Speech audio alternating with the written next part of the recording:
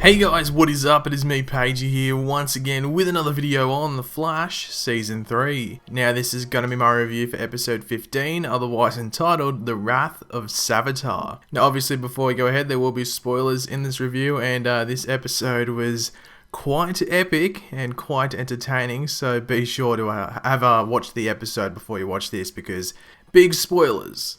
But anyway, this episode basically kicked off from the end of last week's episode where we saw Wally, seeing Savitar, but, Savitar's trapped, isn't he? But that obviously all gets explained within this episode. Now, they actually really did pace this episode pretty well, or set it out really well. How we got that training scene at the beginning where, they're figuring out if Wally could, go over that distance in a certain amount of time. Obviously, he does pass the test. Because I wasn't really expecting what happens at the end of this episode, which we will get to towards the end of this review, but when you look back at it, they really did set it up well, and foreshadowing, if you want to call it that.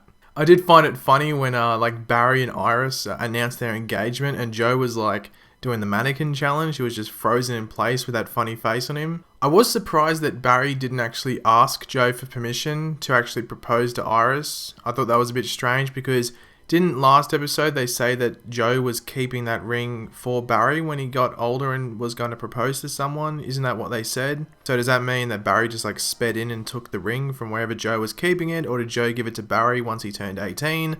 I don't know. But one of the new things that we saw in this episode was the new look Savitar with his real life physical suit. It wasn't CGI in certain scenes. In some scenes it's still CGI because it needs to be, just because either Savitar's running or Savitar's doing something in fast motion, which the actual physical suit cannot do.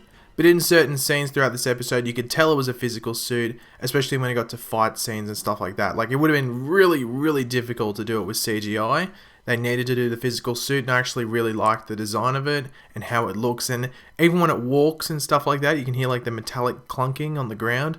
It's actually really well done. But speaking of Savitar, we got to speak to him again through Julian. So we found out a few things. HR survives apparently, even though he's the coward, and Savitar's sort of disappointed that HR actually does survive. We will soon delve into Savitar's origin, which should be pretty exciting because Jay Garrick said he was the first person granted speed, but then it's sort of making out that he's from this time. It's sort of confusing, but it will be explained. I will most likely do a video over the next few days going more in depth on what was going on in this scene. But speaking of Savitar again, we actually had Cisco vibing Wally to the Iris death scene, where I thought it was just so Wally knew what was going on, but we actually get a bigger reveal and some more drama in the show when we find out that Iris doesn't have an engagement ring on in the future. So Barry proposed to her to change the future. Barry, bit of a dodgy move there, but you can understand why he did it.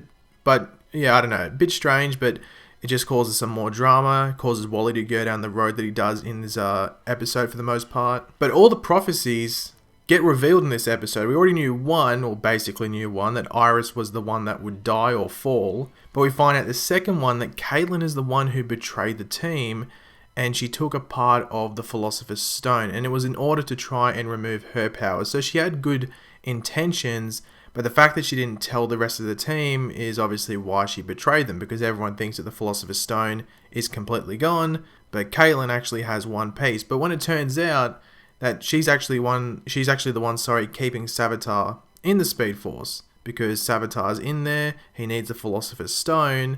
So the fact that this little piece of the Philosopher's Stone is out of the Speed Force is actually keeping him in there. But obviously, that doesn't go that well towards the end of the episode, though, does it? One of the more emotional parts of this episode was definitely Wally seeing his mother Francine, because if you remember back to last season, Wally was a bit of a dick when it came to when his mother dying and stuff like that, not visiting her in hospital, visiting her, but it was a bit too late. She really only had this certain amount of time to live, and he really neglected her for the majority of that time. So I guess it was a nice scene there, even though it was just, Savitar pretending to be Francine, like we've seen with Cisco and Dante, and as Julian said about him and his sister before he went on that expedition to get the Philosopher's Stone originally. But holy crap, I must say, the last 10 to 15 minutes, I'd say 10 to 15 minutes of this episode was just insane. Holy crap, I've never been on the edge of my seat more watching an episode of The Flash than I was in this like last quarter of the episode. It was just mental. So we have Savitar baiting Wally into throwing the stone into the Speed Force, because obviously Wally thinks it's going to stop Savitar, but Savitar's been playing Wally the whole time and Wally just does not realize it. So I just thought, okay, Savitar's going to come out, he's going to fight Wally, something's going to happen, but I was not expecting this. Wally gets sucked into the Speed Force, almost like Crisis on Infinite Earth style. Like he starts peeling away. It's not like his whole body got peeled away, it's just like his suit. It was sort of weird. Obviously they couldn't be too graphic because it's not like an MA or R-rated show, if you want to call it. Or is it PG-13 in America? I don't know. But it's not like a graphic show, if you want to call it that. So they couldn't really go into more detail, like his skin started peeling away and there's a skeleton that crumbles. They couldn't do that. But he gets sucked into the Speed Force and his suit goes to the ground, sort of like what happened last season when Barry sort of got exploded when he was trying to get his powers back. It's basically the exact same thing.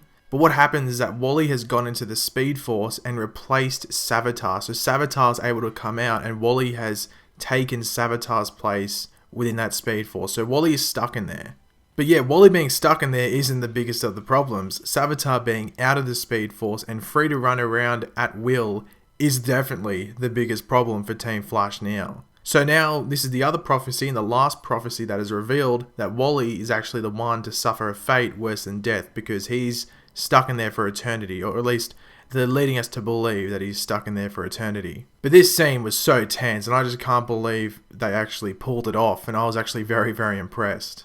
Now obviously earlier in the video I said like Savitar's physical suit, and we got like the best example of it towards the end when we had Barry as the Flash taking on Savitar, and you could see that like one like downfall of using the physical suit is that they can't really replicate how fast Savitar is, if you want to call it that. Like they do have to cut between the CGI version and the physical version a lot, but you could see the size difference. I really did like the size difference, because with the CGI sometimes he's really big and then not as big, so with the physical suit it's basically the same size all the time, so that was one pro of it, I guess. But during this fight, obviously we see Barry get impaled by Savitar's blade, but he manages to phase it off, so now they actually have a piece of Savitar, and this is obviously going to have to connect to something in the future, in like probably next episode, but I'm very interested to see how it all connects. I actually have no idea what they're going to do. If you have any theories on what they're going to do with it, make sure to leave them in the comments, but it's very interesting that, but yeah, I really have no idea what they're going to do with it, but it's very intriguing, the possibilities of what they could do with it. But I guess one big question around this episode is Wally gone? Is he gone for good? No. Next episode is actually entitled Into the Speed Force. It's either Enter the Speed Force or Into the Speed Force, one of the two. So that's obviously what's going on there. They're going to try and sort it out, find Wally. And I know it's a big spoiler, but everyone should know this by now. Wally's in the musical crossover, so he's going to be back by episode 17, and he might even be back by next episode, probably towards the end, you would have to think. So yeah, he wasn't going to be stuck in there for too long. If you followed Keenan Lonsdale on like anything as social media, you knew he was back in the Kid Flash suit. So he's back. He might get a different suit because obviously it's been destroyed from what's happened, but yeah, we'll have to wait and see. But overall, I really, really, really enjoyed this episode. I think it's my favourite episode of the season. I think it's actually the best episode of the season. The first half, it was hit and miss in some areas, but it was still enjoyable and very entertaining. But that like last half of the episode, especially like the last like 10 to 15 minutes, somewhere in between there until the end, was just insane. And as I said, some of the like best action, and I've never been on the edge of my seat more while watching an episode of The Flash. So I'm probably going to watch this episode later on today just to enjoy, especially that last 10 to 15 minutes again. Yeah, it was really good. In regards to like the Iris and Barry issue with the engagement, obviously they're sort of on good terms now, but I had a feeling it was a bit weird. The whole, even if you go watch my review from last week, I said it was just weird, like the timing of it and stuff like that. Was Barry just doing it because she's meant to die, so he wants to rush and marry her? I found it was a bit weird, and obviously in this episode it gets revealed, yeah, it sort of was weird, and Barry had other motives as to why he was doing it. So yeah, strange, that whole Barry and Iris thing, but they really want to make that a focus this season, so I guess you can't do anything about it. But yeah, apart from that, I really had no other problems with the episode. I thought it was really enjoyable, really fun, and I cannot wait to rewatch it. But thanks for watching, guys. If you did enjoy the video, be sure to leave a like on it. Let me know in the comment section down below, what was your favourite part of the episode? How long do you think we get Wally back? And are you looking forward to next episode called Into the Speed Force, where we actually have Robbie Amell returning as Ronnie Raymond and Rick Cosnett returning as Eddie Thorne. I actually think Captain Cold's in next week's episode, but only for a short amount of time. I might be wrong, but I'm pretty sure. So yeah, let me know what you're looking forward to most next week and what was your favourite part of this week's episode. And of course, if you are new to the channel, make sure to subscribe. I'll catch you later, guys, and goodbye.